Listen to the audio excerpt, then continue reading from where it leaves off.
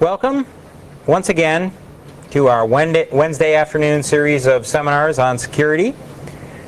This week's speaker is a visitor, a guest of ours from Intel.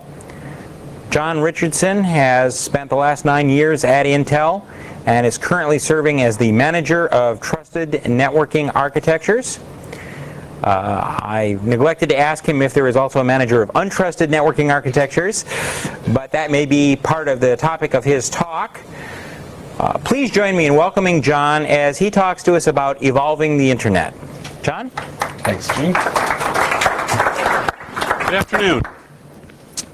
One of the first things I learned about security is that it is all based on context. So what I want to talk to you today about is not the security details of the internet, but more about what's going on in the internet, how it's changing, what are some of the interesting technologies that we see coming along, and how we think they're going to impact the future version of what the internet will be. I don't predict that today's internet is what we will see even 2 to 3 years from now.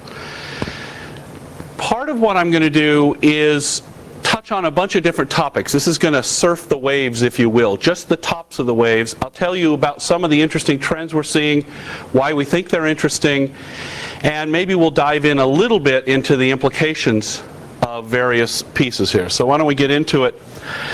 The first question is, how big a deal is the internet? And I've stolen liberally here from Peter Drucker. He basically says it changes everything. We hear about it all the time. That's true. We all touch on it, and those of us who are technology oriented think it's a really big deal. But in fact, it seems to be changing all of the, quote, mundane stuff, the everyday stuff, the way people interact with each other, the social aspects of the internet, the way that people do business, not only electronic commerce in a business-to-consumer sense, but electronic business in a business-to-business sense. The entire supply chain is getting automated. And so I think that this is one of those arenas we can't predict what it's going to mean. We can't say, I know what the answer is going to be. But what we can do is look at some of the attributes of the answer and maybe make some predictions about what will be the strengths and weaknesses of how things move forward. So what I did was I grabbed some of today's key trends in the internet space.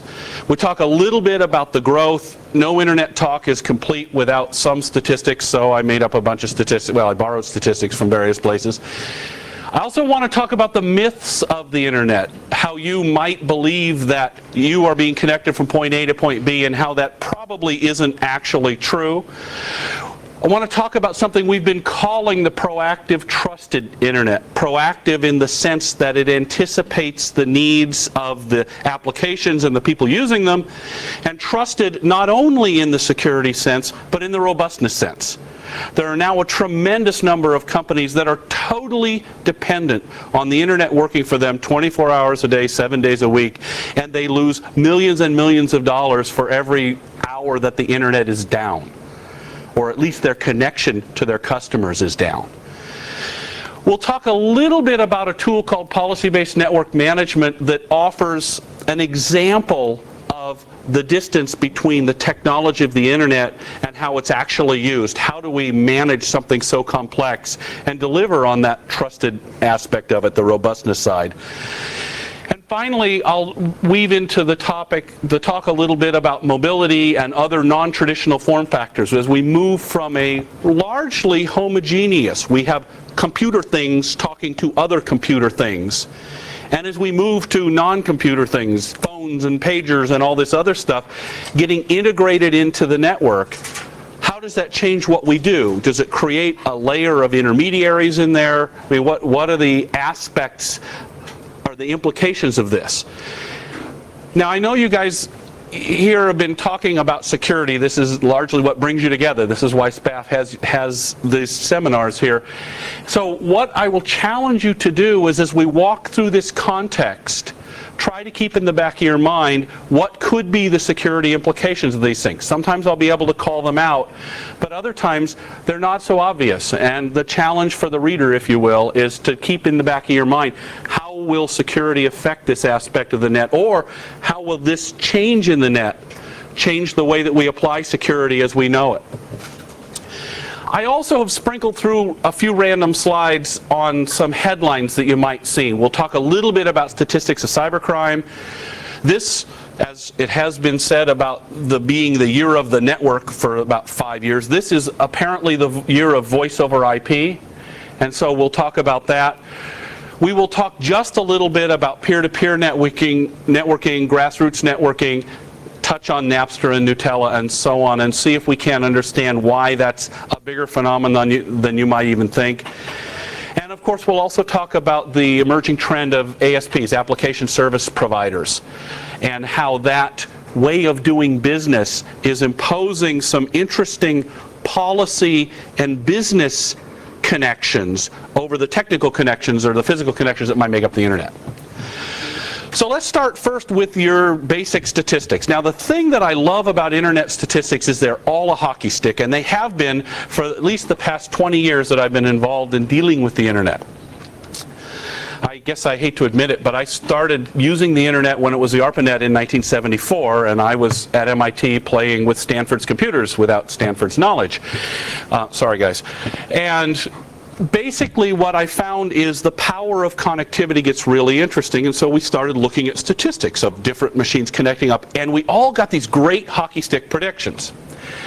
Now, for those of you who have anything to do with anybody in business, that's how all business plans look too. A great hockey stick. We're here, I'm going to go a little way, spend a lot of money, and then I'm going to get a lot of money in return. So we look at these hockey sticks with skepticism. But in fact, in the internet, it seems to be holding true. And in fact, I wish I had the statistics to back this claim up. But what we've been seeing is the predictions have been consistently low, not aggressive enough. I took the actual statistics that I have here, and I ran my spreadsheet's growth function on them. Map this curve, continue the projected growth, and it goes nuts. Well, maybe it goes nuts. It says we're going to have somewhere around 1 billion connected devices. That sounds unrealistic until you start thinking about how many you might have around your house. I have a CD-ROM player in my house. My CD-ROM player sucks compared to my PC. Why? Because every time I turn on my PC, it goes to the net, looks up the name of the CD that's on, looks up the song titles, might even bring the lyrics down, gets me a copy of the album art. I'd love it if my CD player at home could do the same thing. Get just a little bit of information. I don't want it to be a full-fledged internet host, but I do want the value of being connected to be delivered to various appliances in the home.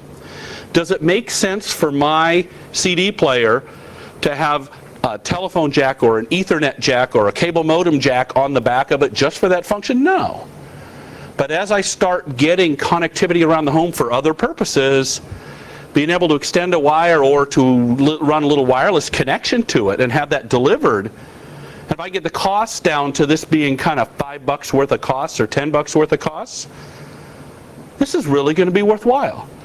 So I would argue, again, this little prediction here that says we might be at almost 1 billion by the end of 2000 or by the beginning of 2005 may also be low, especially on your definition of internet hosts. So we also took a look at the most important attribute, money, and we looked at the internet generated revenue. Now this is only going through 2002. It too shows the hockey stick and shows that we're seeing some real money getting online. $1.2 trillion in a couple of years. That's almost start talking about real money.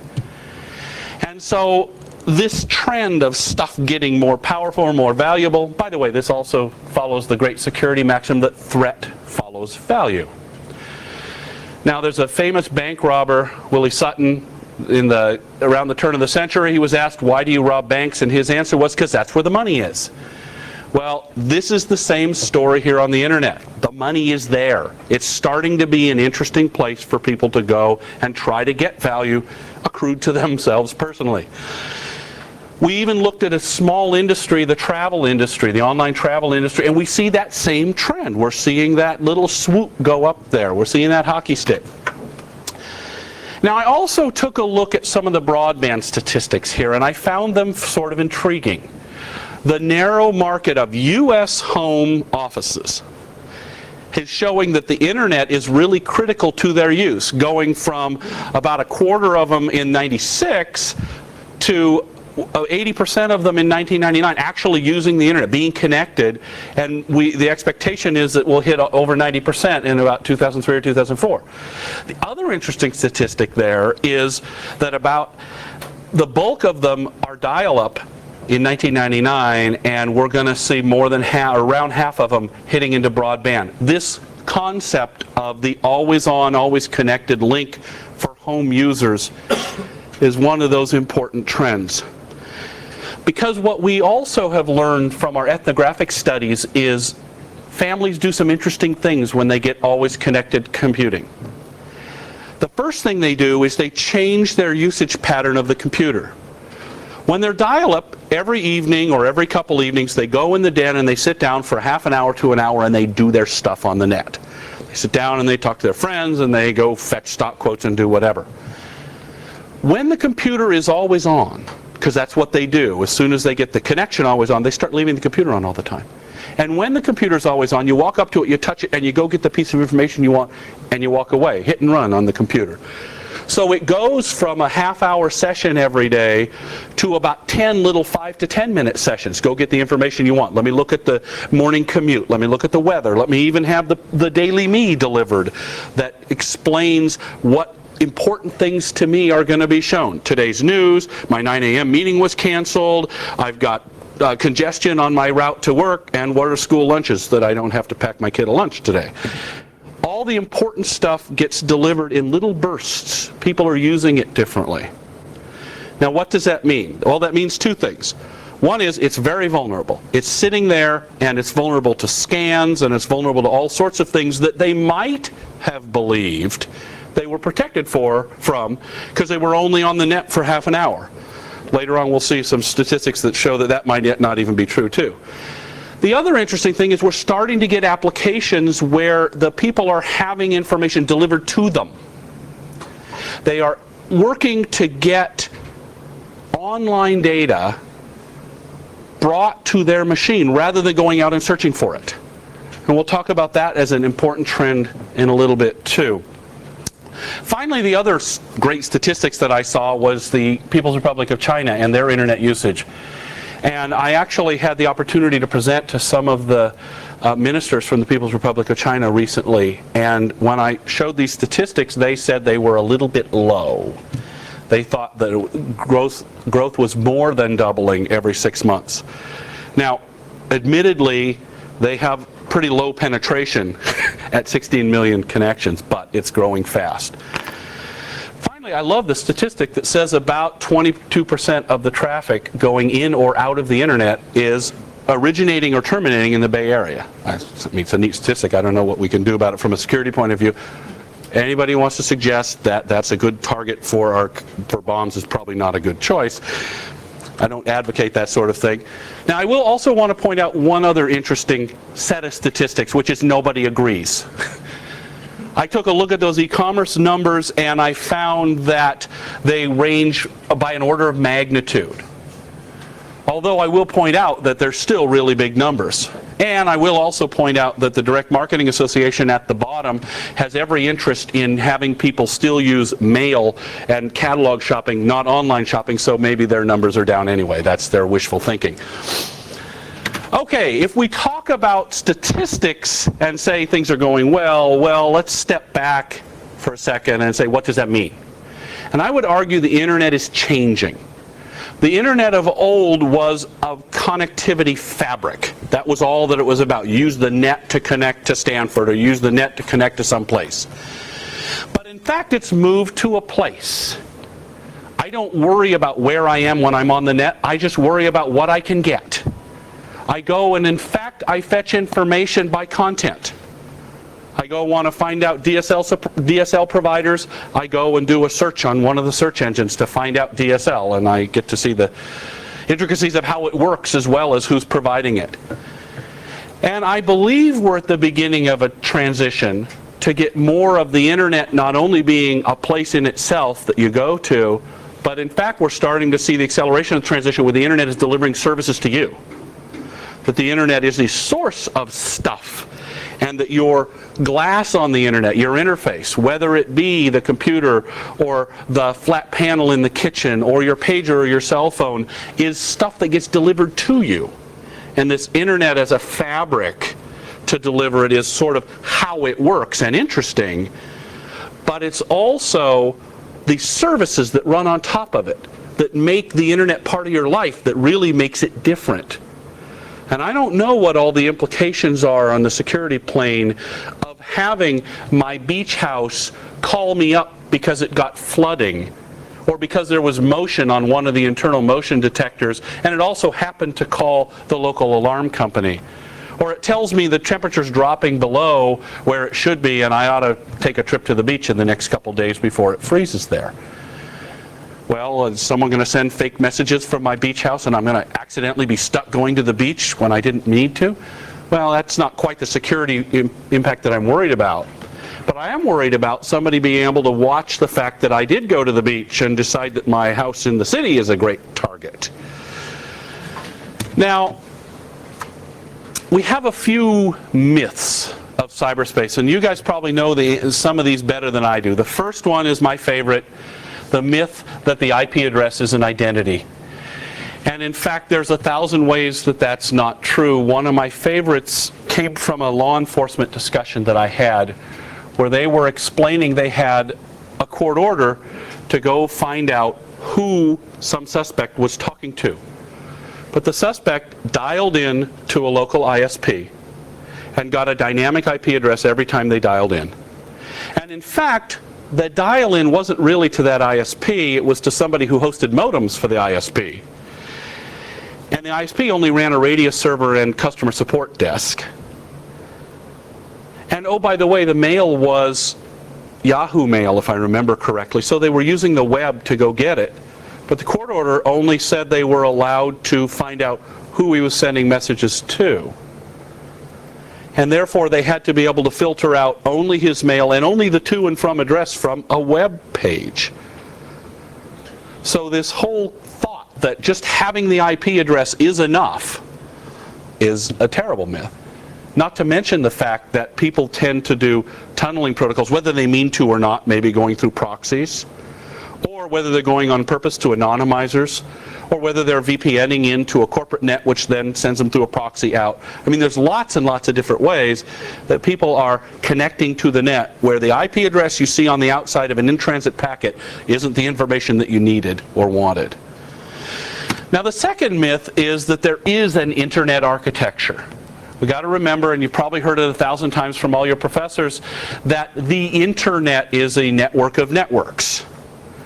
And the importance of the word internet is the fact that each network has its own policies, and the only thing that is required for them to connect to the internet itself is to find somebody whose policy will allow them to connect to another company and who can share the common technical infrastructure of IP. Well, since most of the equipment you can buy today is capable of speaking IP, this gets you into the challenging area of it's a simple matter of business or a simple matter of money, and that's all that it takes. So we have people with all kinds of different policies that are established as appropriate for their network, but you can also share traffic because they share a common technical infrastructure. There isn't a master of the internet. And in fact, the closest thing we get is the IETF, which sets through IANA certain port numbers that we at least have to agree on, or it makes it tougher to communicate. And even those are just a matter of agreement. So if I say I want to run an FTP server, most people expect to come in on port 21 to go and talk to it. But I can run it up on port 2000, and anybody who knows that it's on port 2000 can go find it, or anybody who's willing to scan all my ports. It's not cast in stone. And this is very, very hard for people in law enforcement and people who don't come from a technical background who've been looking at all of this variability to get through their heads, because they keep falling back on other models that say, oh, okay, but at least if you get this piece of information, that's hard and fast and always true, right? Because in fact, the IP address and the architecture may be such that people can change it and say they're from any IP address they want. The other myth is all you need to do is capture the packets. And we touched on this just a second ago, which basically says there's lots of things you can tunnel inside each other. I was part of a group that was looking at CALIA, the Common Access for Law Enforcement something, A. Well, all the A's in law enforcement. Assistance, thank you. Which is basically the legislation that allows, under certain circumstances, the government, or law enforcement specifically, to be able to intercept telephone calls when they have the appropriate court authorization. And it goes through all sorts of details. One of the things we were talking about is, how would I take even a voice over IP phone call and legitimately intercept the information that's in there? And the problem is, there's 1,000 different ways that people are sending voice across the net. There's in fact 3 relatively standard ways that you might choose to set up a voice over IP call with H323 or Megaco or SIP. And in fact, each of these different protocols may or may not have somebody in the middle who sets up the call. It might be an end-to-end call. You might be at a website, say click to talk, downloads a Java applet that can decode the content and play it to your speaker. So the way that you actually think things ought to work and the way that they get built up, including nested layers of content, is very different. So we've been watching a few of the key trends, some of the things I'm more interested in. The first one is this thing we call overlay networks, and we'll talk about it in a second here. What I will point out is that overlay networks are using the internet protocols, at least, if not some of the internet backbone itself, but overlaying special functions on top of it. Maybe a voice over IP network that's trying to do telephony, and therefore they are taking and engineering the network so that it won't have the latency or jitter or any of the other problems as you'd find going over the real network. Or maybe they're security overlays. ANX, which is a automotive network exchange, is all of the large car companies in the entire supply chain are using IPsec to create secure communications over the internet, and using a whole credential management hierarchy so that you can become, after signing appropriate contracts, an active member of this supply chain. And it's an overlay network. I can't, as an internet connected person, do it, but I don't have to buy a new connection to participate. I just have to get into the contractual relationships. The other point here is we're seeing some interesting trends in faster and faster silicon. And we hit a new threshold about a year ago, which is essentially we can now do something called programmable silicon in the fast path. People who've been developing devices that touch network packets, routers, switches, hubs, have been working on speed. And so they're using ASICs. They're using custom silicon, custom chips, to be able to make it so that they can move the packets as fast as possible. Well, unfortunately, ASICs have about an 18-month design cycle between design and shipping product. We finally have network processors fast enough to allow us to take a sort of general purpose, a network-oriented processor, but a programmable processor, and have it manage and touch the packets, and do it at wire speeds. We got stuff in our labs running at OC 192 and still touching every single packet. Now, what could I do with that? What might be interesting? First of all, why would I develop it? Well, I need flexibility. New protocols coming along, new things like quality of service and so on. But what would I, as a security person, want to do with this? What could I do with a programmable network that I could release a little program into? And with the appropriate authorization, be able to do things like upgrade my entire enterprise network to be able to support new protocols, quality of service. We've had quality of service protocols like RSVP for years. They've been actually shipping inside routers for the last 3 years, and it took pulling the teeth of the companies that actually build those routers and convincing the 3 people on the planet who are allowed to write code that goes into those ASICs to be able to deal with getting this quality of service capability there. But nobody's turned it on. I can't go out and go to UUNet and say, I'd like an RSVP enabled network, please. Now maybe they'll be able to do it soon. And they're all talking about little private services.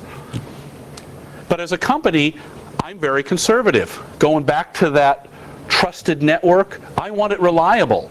And this code is notoriously terribly buggy. And so we are seeing a great delay in getting any of this stuff rolled out.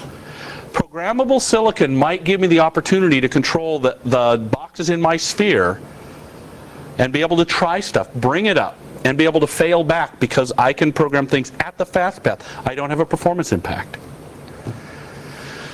We also are seeing manageability be the key stumbling block. Just like rolling out new services because things don't get reliability, we're seeing that as a key stumbling block to people rolling out security. I'll tell you a little bit later about my little trip to IT and how I wanted to see IPsec turned on broadly.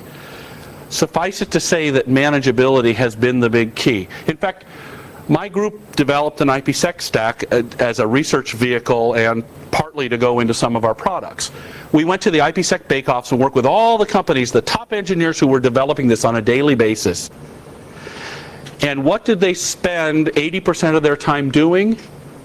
Having two experts, well, okay, drinking, but after that, having two experts sit down and try to get their boxes configured. These are guys that knew what every single setting meant, what every bit meant.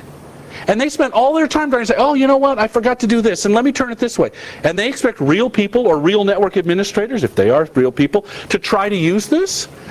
Well, that seems to be a huge pushback. We don't have the tools to allow people to manage this. We are seeing voice over IP. This is the year of voice over IP. It's got a lot of interesting capabilities coming along with it. Voice over IP to me basically says the voice network and the IP network are going to be connected together. We're going to do all sorts of really interesting things. It reduces cost. It allows us to move to a common infrastructure.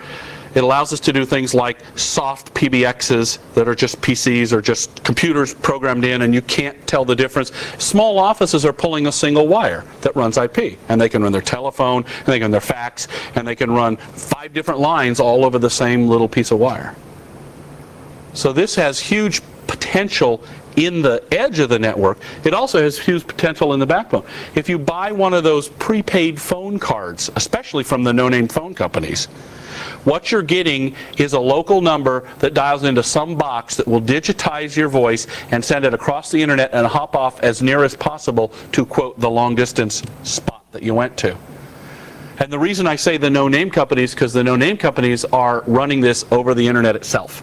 They're not running over managed sub-segments or overlay networks. You get sort of low quality, but what the heck, it was cheap.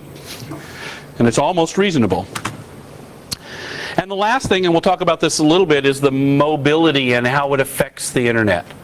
And I mean mobile by strange devices, but I also mean mobile by one device being connected multiple times or multiple ways to the internet, including dynamically changing connections as I move from one cell to another, or as I take my wireless connection and plug it into a hardwired network connection and I expect everything to keep working.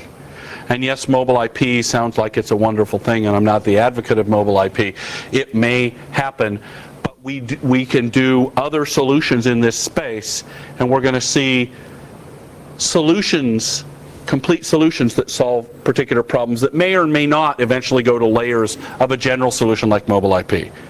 But people are trying to do real applications that allow them to fetch their email over all sorts of devices. Okay. Let's talk for just a second about how the internet is not as it seems. And it's fairly simple here. You dial a local phone number, you think you're calling into your ISP, and your ISP is handling everything you need, including the connectivity to your local email, as well as your connectivity to the internet. And then if you go when you want to surf, you might go across the internet and hit some website, right? Pretty cool. Well, on 2 layers at least, that's not quite accurate. Most likely, when you call an ISP, your call is being routed to a megapop. Basically, through a bunch of vagaries in US laws and US pricing, these competitive local exchange carriers have a deal where the incumbent local exchange carrier, your local phone company, the guy you bought service from, must connect up to the CLECs and allow them to carry traffic. And through something that the ILECs really pushed for, so the FCC gave it to them, and now they're complaining about, in fact, if the CLEC is only taking incoming calls, the ILECs have to pay them for it, because there's supposed to be this balance of payments. But in fact, they get paid for every call they take. Nice deal, huh? Now, these CLECs are delivering data at bulk rates to these megapups, where there's big, huge racks of modems. And these racks of modems are demuxing the calls. And when you call in and you will do a login to your local ISP, in fact, the login and passwords being dumped into Radius, sent down a Radius server to perhaps your local ISP by some national service provider. So MCI or UUNet or Sprint or any one of these big guys is running a megapup and providing the front end for your local ISP who's running local ads, answers the phone when you call, and collects money. Furthermore, when you actually try to connect to the net, chances are very good that you probably went through a proxy and maybe aren't even connected to the website that you wanted after all. You might be redirected to a mirror, either on purpose, like you get a list of, I want to download this thing, are you in Saudi Arabia or America or wherever, and go pick one, or indirectly with technology like Akamai has, where you might get the web page, the master HTML from the target site, but it's been modified so that it uses a DNS lookup of Akamai and then some identifying things, so that all of the graphics on the page get redirected by Akamai's DNS server to be to some local mirror of the content, so that the rest of the page gets drawn from someplace on the networks, at least, as close to you. And in fact, even when you hit the website, not as all as it seems. You most likely hit a load balancer. And in fact, let's say you're doing some electronic transaction and you've got an SSL connection. In many cases, the SSL connection is terminated by the load balancer. And the rest of the transactions carried on in the clear behind the load balancer to one of the 20 different servers that they're running in their little server farm. Or maybe they've outsourced the transaction processing to another company who's acting as an application service provider behind the scenes and doing their banking for them or whatever. It's not nearly as simple as you might dream that you're surfing the net. There are all sorts of interesting companies with all sorts of businesses solving parts of the problem. And it's getting worse, not better. I didn't throw in network address translation and other such neat features to muddy the waters more. I talked about overlay networks a minute ago. I will point out that they break, in my mind, into these three models. We talked about performance and security. The third one that's interesting is technology. So there are people who are overlaying internet connectivity across weird transports, across satellite, which has huge delays and therefore TCP might time out, or wireless access protocol, where you want to filter out a bunch of the data and have a much more efficient protocol, at least in second generation wireless where the speeds are slow. So we're seeing these interesting overlays, and the bottom line is people are doing it because there's a business in making something that's almost possible come true across the internet, because the internet can't quite do what we want. Application service providers, we talked about an example of somebody who's handling your back office and you're collecting money for you. There's two reasons they exist. One is we can see advances in network technology that allow this to happen transparently. We see businesses wanting to get value. I mean, they want to be in the service space and they want to focus on the thing they're good at. Inktomi is a great example of this. Used to be, if you went to Yahoo and entered a search criteria, the search was compressed and sent across a leased line to Inktomi's search engine. Inktomi went, queried its database, had lots of cool parallel processing techniques, and they walked the webs at night. And then they took a compressed version of the results and sent it back to Yahoo, who reformatted the page to look in the Yahoo look and feel.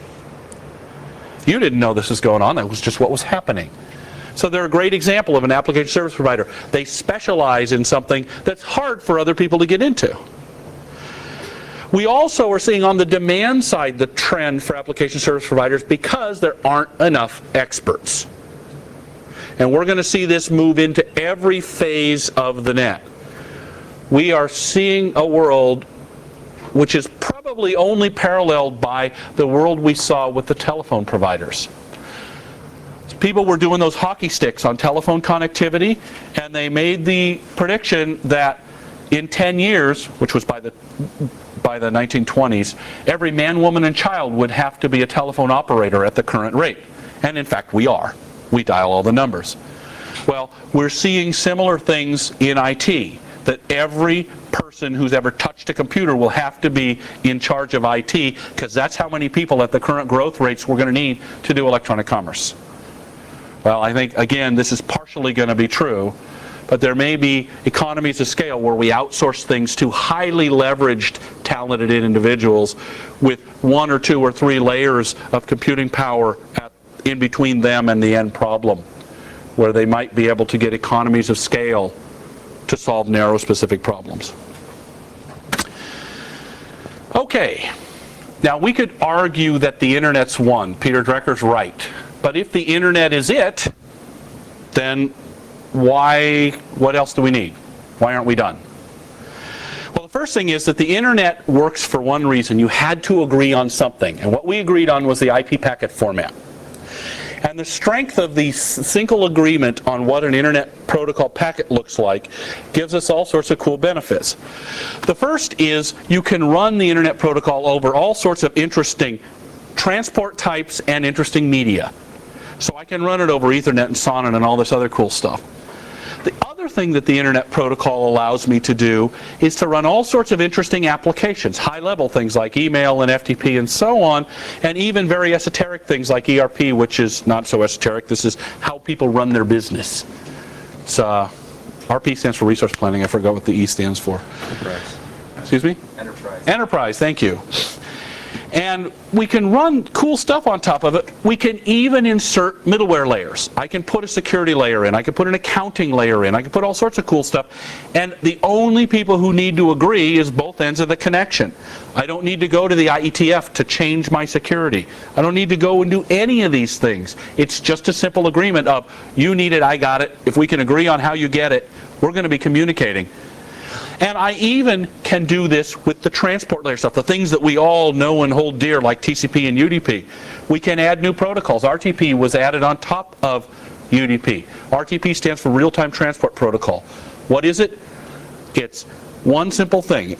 It basically sticks a timestamp in front of encoded audio or video or any other real-time data, and puts a group identifier so that you can put multiple audio streams together or synchronize an audio and a video stream so you know what they mean. But it doesn't do much more than that. RTP is very lightweight, very special purpose, and it happens to be an IETF standard, but people have been running RTP long before it was an IETF standard. We just had to agree, this is how we're going to interpret it. It's very flexible. But what IP offers you is an unreliable, connectionless delivery, best effort delivery. Think of it as a postcard. I can take some interesting piece of content, write it in pieces on postcards, stick them all in the mail, and maybe my sister in California will get them.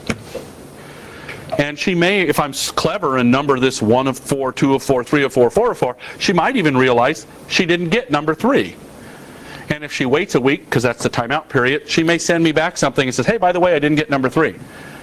And if I was clever enough, knowing that she was going to send me an acknowledgement, I'd keep a copy of all 4 of them. And when she said she didn't get number 3, I'd send it to her. That's how TCP works. It works on top of this unreliable transport. But the problem is we've got a number of capabilities out here that we'd like to run across the net that can't stand the vagaries and jitter and latency and all the other magic words that say this thing works most of the time. They have different application trade-offs. And what we need to do is move from our best effort network to something that is more reliable and more robust, and in certain cases allows you to ask for better delivery characteristics. It will have quality of service built in. It will give you some amount of trust in the infrastructure. And it will also give you the ability to manage the traffic, to engineer it, to make it something production, to get that reliability up to the level that you need. And we might use tools like secure protocols, we might use virtual private networks as a thing I can build. But this is where I think the proactive trusted internet is going to be built. It's going to be built on top of internet protocols, but we're going to get new services added in. And the interesting thing is we're going to move to a world of application-aware networks, where the network says, oh, this is video traffic, I know how to handle that. And network-aware applications, where the application will say, I'm going to send some video, and it's going to be roughly this big and fat, therefore please give me the services appropriate to that video. Which means we got to change the infrastructure, and we got to change the apps, and that's heavy lifting. But what we're going to do is change them individually, and we're going to find that we move an inch at a time to get the services we need. And it's the interesting overlay networks that are showing us the way that there's actually money to be made in solving these problems.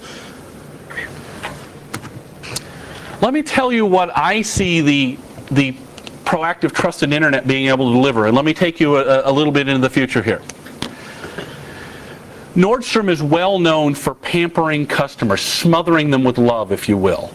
Nordstrom will give you a personal shopper who will walk around the store with you and help you pick shoes that match the belt, that match the pants, that match the shirt that you just got. They'll carry it for you. They want to do the same on the net. So let's say I'm an ADSL user and I've got a 256K connection to the internet, and I surf on over to the Nordstrom site. Now Nordstrom, in fact, wants to do this. They want to up my connection to 1 megabit per second while I'm on their site, so I get a much better experience. So I can take that graphical object with me wearing that shirt and turn it around and see what it looks like. Look at it in high res, look at it walk across the screen, look at it do all sorts of cool things, and you know what? I'm going to want to go back to that Nordstrom site every time. And in fact, because I've paid them money and because I keep coming back to their site, I get put on the more lightly loaded servers. And when I'm in the middle of paying, boy, you can bet that thing will be so snappy and so responsive that this will be the place I would not shop anywhere else. This is the greatest. Now, I don't have a way to deliver that yet.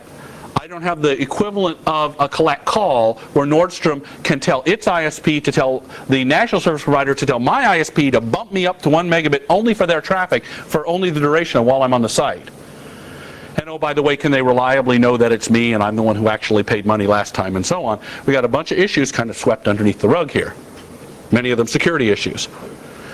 But the need or the desire is still there. That's the vision of having a proactive network, of having a network that you can interact with and get the level of service and the capabilities and the components that you want. One of the tools to getting us there, solving that management problem, is called policy-based management. And it is not everything you think it is, and it's a few more things that you think it's not. Policy is very simply stated a way to apply business rules to network traffic. Why do I care? We had some engineers who really liked to play one of these immersive games, play Quake, Doom, pick your favorite, and they would like to play it at night. They felt they were going to help everybody. The problem was they were playing it at night while the nightly backups were going across the net. And the nightly backups went from taking 8 hours to taking about 14 hours, which means that we opened our doors to online traffic about 11 o'clock in the morning. We changed our priorities so that the business rules were the backups finish in 8 hours. You guys playing in the background can do whatever you want, but the backups are going to finish. And when that traffic got priority, it went to 8 hours and it was no problem. There are business reasons for actually controlling quality of service. It's not all about watching video and making sure audio is kind of fun. And this is what policy-based management can allow us to do. It's a simple thing to create, which is basically there's somebody who has to describe what the policies are. They get punched into some, let's call them a policy server, and that policy server knows enough about the net to know which devices need to be configured in which ways, how some devices speak this language and other ones speak that language, and even to the point where a device can get some traffic that it doesn't know about and go up and ask the server, hey, how am I supposed to deal with this? And have the server punch back down what the rules are for that traffic. Now, we have a piece of this in place. I have policy consoles and policy servers that will allow me to specify in the generic form, this protocol with this port number gets this priority. And I can say this router, this router, and this router gets it. And it might even be 3 different manufacturers' routers. And I've got a little layer that knows how to speak each one of them. But I don't have the layer that knows the topology. I don't have the layer that knows how to translate business rules to network configuration rules. It's all done by humans right now, which means it won't scale. So to get to the scalable, reliable, robust network, we got to get the humans out of at least the critical path in the net. And policy-based management is just one example of something that's going to head us in that direction. We also, with this network delivering services to us, are going to get incredibly tightly defined affinity groups. It's not a matter of 500 channels, it's a matter of 500 million channels. Customized, personalized, tailored. There's a friend of mine who is one of the 20 people who collects camouflage from all over the world. He comes to work in it once in a while and is very proud of his South African Rhodesian excursion camouflage that he wears, and he and the other 19 guys are in constant contact with each other. He knows one guy who seems to find lots of things that fall off the back of military trucks. And this is the kind of affinity group that's out there. People who have shared interests, who NBC and ABC and CBS isn't going to try and create the camouflage channel for him. But the technology that's out there today, including Napster and Nutella and Freenet and all of the other peer-to-peer technologies, allow me to get to this really interesting place where nothing is so strange as to there's not a market for it, so I won't go there. I think we move from least common denominator and have the potential to move to every person sets their own agenda. And this gets really interesting. What's also interesting about it from a security point of view is if you have peer-to-peer networking that allows you to interact with people that you want, you also have what I call ancillary use of security. What I do in the telephone world is I pick up the phone and I dial and talk. I don't turn the phone off and on. It's ancillary with my use of the phone. Well, security in this little world of virtual communities is the same thing. I don't take and create keys and hand them out to people, but if I hand somebody a cookie and say join my community, and I validate them through my interaction inside the community or through my peers inside the community, and if I get the tools that allow this to happen automatically over these overlay networks, these teeny tiny peer-to-peer affinity-based networks, I have the potential and the reasoning that I want to protect the traffic and make my community exclusive except for anybody who's in the community can add their friends to it. And each community builds its own rules, but the need for authentication and the need for protection, confidentiality, encryption technologies starts to become really interesting and vital. XML is important. No, there's probably more to say about XML. The most important thing about XML is it allows computers to read web pages, which allows us to exchange data in all sorts of ways that were never anticipated by the web page designer, and that's why I think it's really interesting and important. MP3, I am not a Metallica fan, so I am not trying to get Metallica music out. I do have a serious problem with people stealing legitimately copyrighted information. I'm not an intellectual property lawyer. I don't play one on TV. I used to know one, but he moved. I will point out that this affinity group applies very much in the music space. That there are bands that didn't have a way to reach their audiences before because they weren't mass market.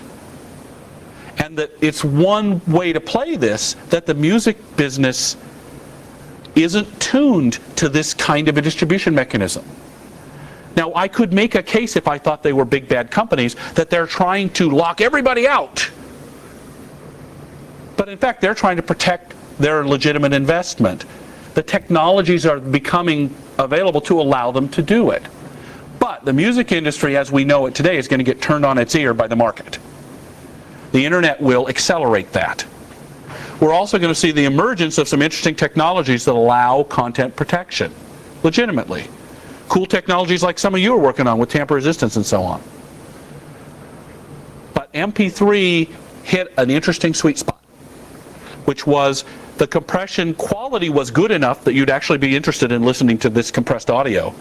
But the compression capability was good enough that the size was small enough to send it over telephone dial-up lines, or at least over low-speed broadband connections. So the people were actually sharing music.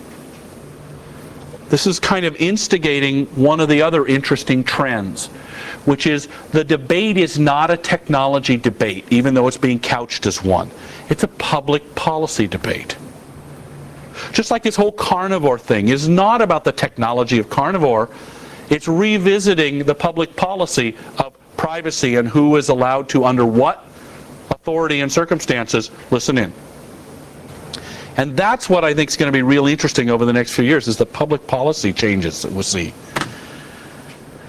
I touched real briefly on a couple of crime statistics here. One is the Defense Institute for Security Analysis, I think that's what they are. They attack systems for the military. Kind of cool stuff. The real interesting statistic was only 1 out of 150 of their attacks was even noticed. Now, some people say 80% of all internet-based attacks go unreported or unnoticed, or it happens all the time. Now, most statistics are made up, so I don't have any belief in that. But this was kind of disturbing. Plus the fact these guys get in 65% of the time. This isn't quite what you'd hope. So we decided to take a look at a couple of our home network connections. A friend of mine, Dave Oxsmith, had a cable modem that he installed in his house, and after having it for a month or two, he decided to put he put a firewall in, and he said, well, I wonder what's going on outside the firewall. So we instrumented it. He took a look, and in the first week, he found 250 different attacks on his system. Now, these are the virtual world equivalent of somebody walking around your house and testing every door and window to see if they're open. Is it illegal? Probably not. Do you want it to happen? I don't think so. And there were some interesting things. Somebody tried to put the distributed denial of service, the TRINU, on his system. And people were looking to see if it was misconfigured. I did the same thing on my DSL modem. Now, it's possible my system was misconfigured because the numbers are pretty high, but I got a very steady rate of 1 packet every 2.5 seconds on average of somebody doing something they shouldn't be doing on my home network. They're scanning subnet 10.0.0.1.2.3.4 and doing reverse ARPs to see if there's any machine there. And if it found a machine, it was going and looking to see if back orifice was installed and a few other things. Now, I don't consider that neighborly behavior. We also found that the dial-up users were getting 6 attacks an hour with the 2 or 3 friends of ours that we had instrumented also. And in fact, we said, well, gee, maybe somebody would care about this. Is this a significant amount of bandwidth? And when we looked in the cable subnets, 12% of the traffic was malicious. Kids attacking each other, maybe. People scanning systems. In fact, I talked to our Intel IT people, and they said, it's a pretty good number. It's a little low. About 20% of the traffic that goes into Intel Corporation's inbound network is malicious traffic. It is so much that we log it, but we only actually look at the egregious stuff and go after rare people. All the rest of it we just block and let it fall on the floor. And it's port scans and firewall configuration tests and all sorts of things. I'll tell you quickly about my visit to IT. I expected to find the white-coated people in the back room, and in fact what I found was some terribly overworked professionals who are doing their absolute best, holding on with their fingers. And this is where that statistic I quoted earlier about we're going to run out of IT-trained professionals real soon now. So I said to them, hey, I'm from the security team. What if I encrypt all your traffic? And they go, oh, no, don't do that. It's terrible. And I said, why? And the answer was, because it breaks everything we do on a day-to-day basis. I got to debug networks. I've got to be able to track the traffic. I got to be able to predict what are my new trends and be able to go convince management that I need more money. And it basically says I can't even take my nightly backups and give them higher priority. I don't have the infrastructure to deal with it. It'll break the infrastructure I do have, and I don't have the infrastructure to manage it. And even with Windows 2000, which is deeply penetrating into corporations, having one interesting feature, which is it has IPsec built in, but the more interesting feature of that is it's built in to be centrally administered. So I don't have to have end users typing in 64-bit keys or anything like that. It's all handled from one spot. If the administrator says, hey, we're all going to talk encrypted now, we do. But even that's not getting turned on. And I think this is just the tip of the iceberg as to why there's resistance against all these security technologies that we have. Because the real people can't use them in their current form. We've been watching for other devices, and this is just an interesting slide that showed that 80% of the DRAMs are going into embedded things.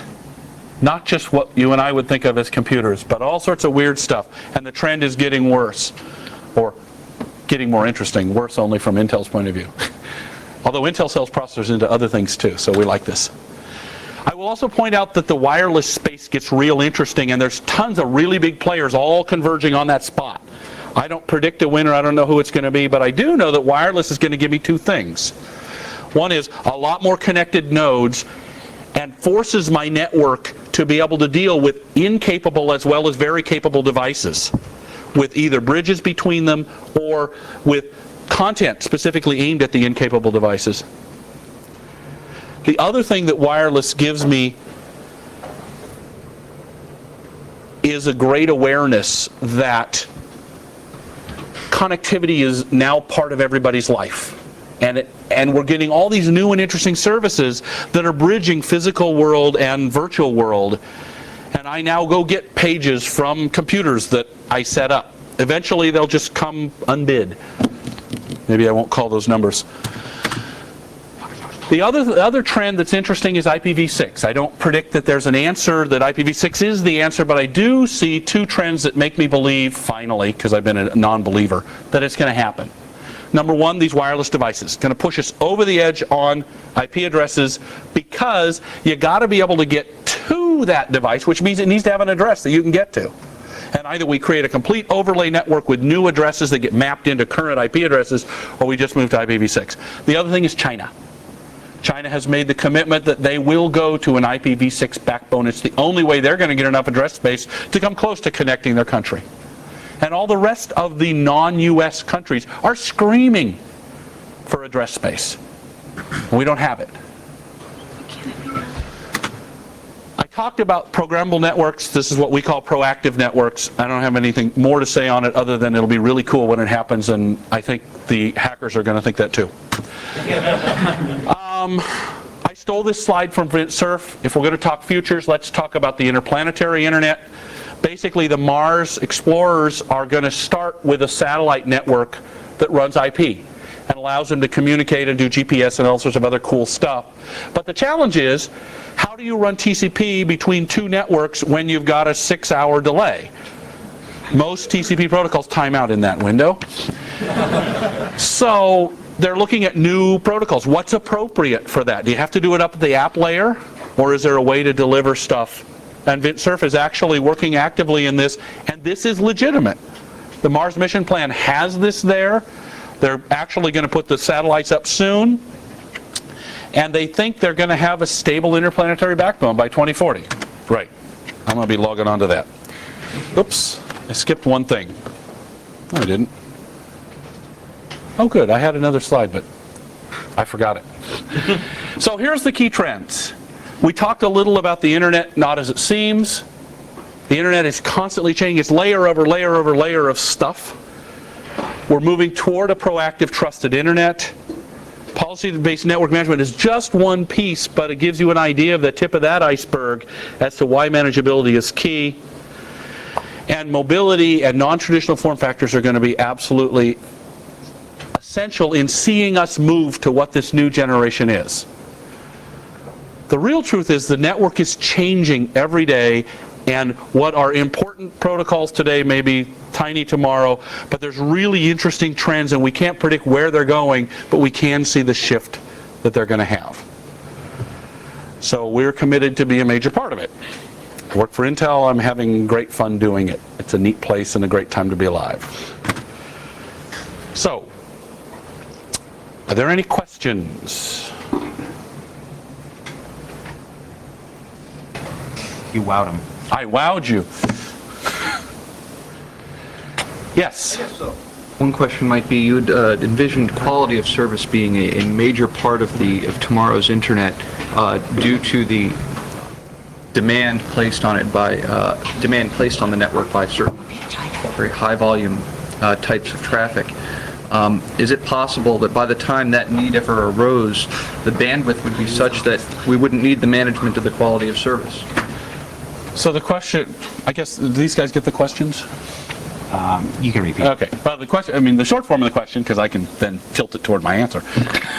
Short form of the question is, can we build out enough bandwidth so that quality of service guarantees as protocols or all this stuff won't be needed? Right. And the truth is there's always going to be resource management that's required, and it happens at all different layers of the net. It's possible that we could over-provision in certain areas, but we're seeing even with gigabit Ethernet that we're playing with our backbone, that we have serious quality of service problems.